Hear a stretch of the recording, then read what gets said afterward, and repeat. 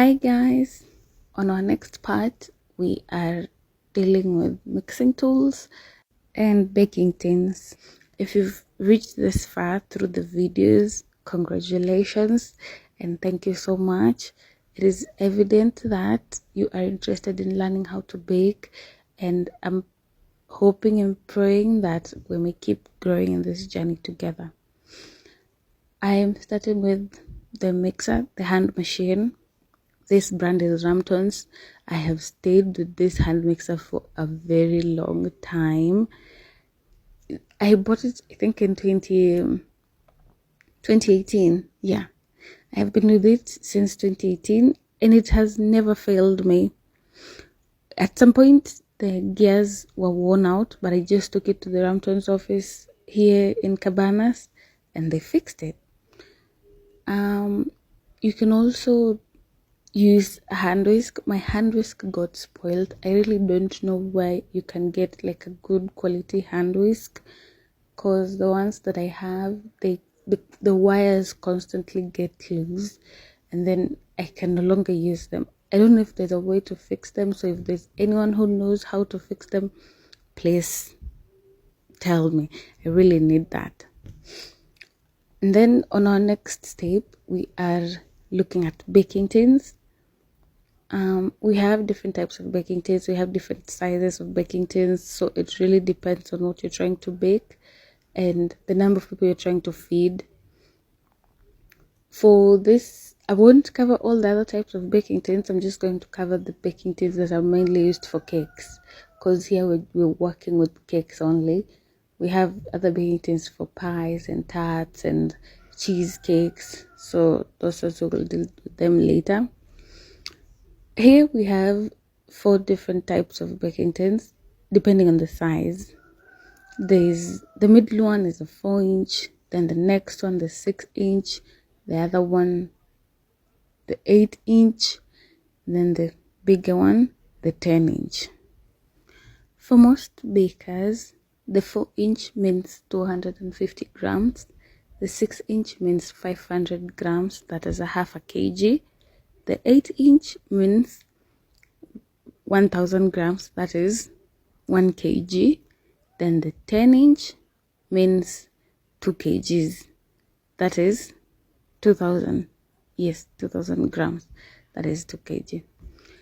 For me, I prefer having 2 sets of the pans. Since I mostly use the circle ones, I have 2 sets of the circle ones, because I prefer baking my layers separately.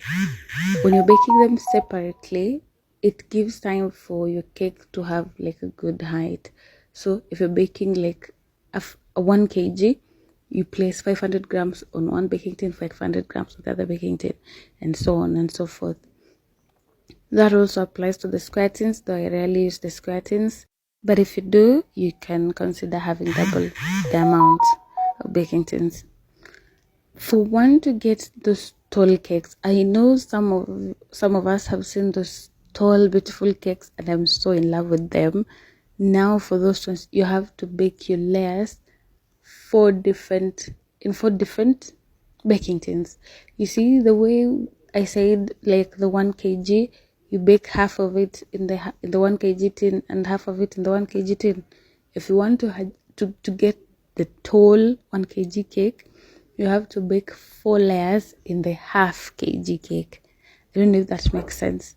So you take the 6-inch tin instead of the 8-inch tin, and then you place 250 grams in each 6-inch tin. So when they bake separately like that in 250, 250, 250, 250, when it comes to the assembly, it gives you that tall cake.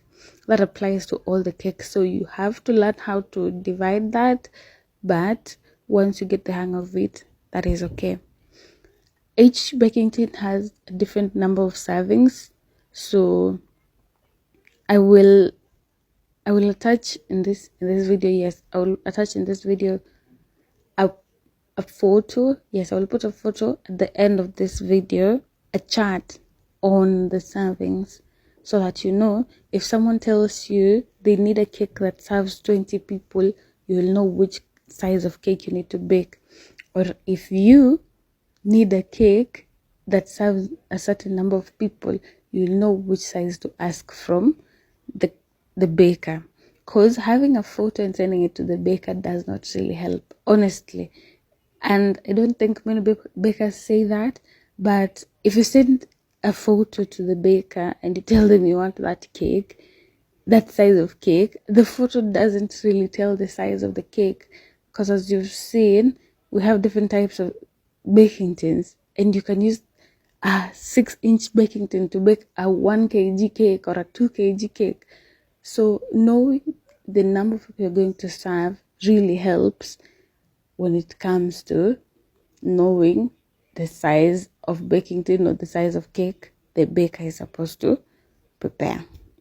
I'm hoping this has helped. On our next tape, I will go into the decorating tools, because I've seen this video has taken quite a bit of time. So I will do that in the next video, and then we will go to the piping tips. Thank you.